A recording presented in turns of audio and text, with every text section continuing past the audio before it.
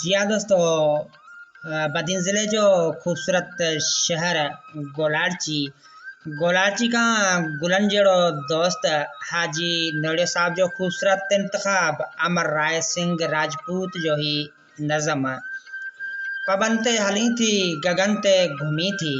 पबनते हली थी गगन ते घूमी थी, वडन पेचरन आई पटन ते रुली थी। बंबावार खोले कुलन ते कुनी थी, मगर मूर केंजो न सावल सुनी थी। कसम सा तू केडी विखुन में बणी थी। नकी चाल चित्रणी नकी कामणी तू, नकी चाल चित्रणी नकी कामणी तू, नकी नार सखणी नकी बामणी तू। लखन में लिखी मूं लगी पद मणी तू, पखिन जीअं चपन सां त चूणो चुणी थी। पखिन जीअं चपन सां त चूणो चुणी थी।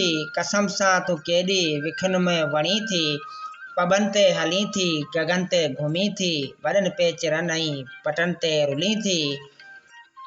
कसम सां तू केॾी विखुन में वणी थी। कसम सां तू केॾी विखुन में बणी थी। असांजो प्यारो पिनी दोस्त गुलन जहिड़ो दोस्त गोलार्ची जो असांजो प्यारो दोस्त हाजी नोड़ियो साहब जो खूबसूरत इंतखाब।